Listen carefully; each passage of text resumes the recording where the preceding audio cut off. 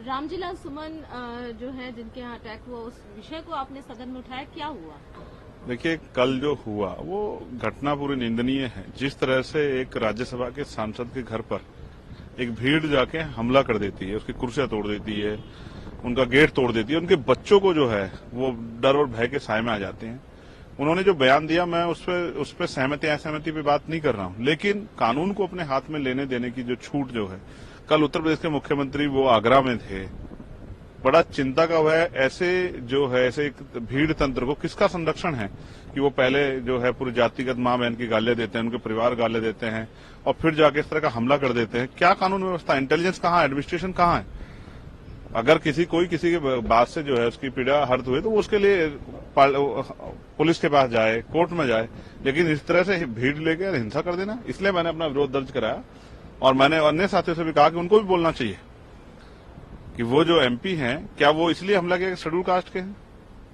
तो इससे मेरा विरोध है और मैंने स्पीकर सर से कहा है कि इस पर वो चर्चा कराएं कि अगर राज्यसभा का एमपी उस पर हमला हो रहा है तो फिर लॉ एंड ऑर्डर, पुलिस प्रशासन ये क्या कर रहे हैं वहां की सरकार? और क्या ये ऐसा तो नहीं कि सरकार के संरक्षण में हमला हो रहा है? इसका जवाब भी जो है वहां की सरकार को, और यहाँ जो है स्पीकर सर के जरिए मैं सरकार से मांगता हूँ, केंद्र सरकार से, इतना बड़ा हमला, इस तरह की स्थिति कैसे बनी? ये जो नमाज पढ़ने को, उस समय नवरात्र भी है, मेरठ का एक ये जो आया है पुलिस ऑफिसर का कि अगर आप पढ़ते हैं रोड पे या छत पे तो शायद आपका पासपोर्ट कैंसिल कर दीजिएगा, इस तरह की जो खबरें हैं, इस पर क्या? मैंने भी ये खबर सुनी है। मैं आपको स्पष्ट कर दूं कि उत्तर प्रदेश पुलिस में एक होड़ लगेगी, कौन मुसलमानों के प्रति ज्यादा घृणात्मक स्टेटमेंट दे सकता है जिससे उसकी पब्लिसिटी और उस पर चर्चा हो।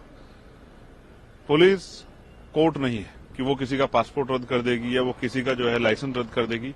अगर कोई अपराध करेगा और वो अपराध जिस श्रेणी का, उसको वो सजा मिलेगी, लेकिन कि दूसरे की क्या सिर्फ यहाँ मुसलमानों पे हमला किया जाएगा, उनके प्रति घृणात्मक स्टेटमेंट दिए जाएंगे? सरकार सौगाते मोदी के नाम पे जो है किट दे रही है, ये क्या यही उसका सच है? कि आप अगर कह रहे हैं कि आपके अधिकारी कह रहे हैं, क्या ये सरकार का ऑफिशियल स्टेटमेंट है? क्या सरकार ऐसा चाहती है कि अगर कोई नमाज पढ़ेगा, कहीं भी नमाज पढ़ेगा, अगर वो सड़क पे पढ़ लेगा या वो छत पे पढ़ लेगा तो हम उसका पासपोर्ट रद्द कर देंगे? सरकार क्या माहौल बनाना चाहती है? मुझे तो ऐसा लगता है कि आने वाले कल में मुसलमानों को सांस लेने के लिए भी जो है उसमें भी परमिशन की जरूरत पड़ेगी, और ऐसा ना होता कल कोई कानून बन जाएगा, मुसलमान सांस लेगा तो उसका सांस लेना हम लोग बंद कर देंगे। उत्तर प्रदेश सरकार और केंद्र की सरकार को ध्यान देना चाहिए कि उनके अधिकारियों को क्या हो गया है। उनके अधिकारी जो है अधिकारी कम नेता बनने के चक्कर में याद लगे, इसका खामियाजा जो है आम जनमानस को भुगतना पड़ रहा है, और उनमें भी मुसलमानों को, कमजोर वर्गों को ज्यादा भुगतना पड़ रहा है।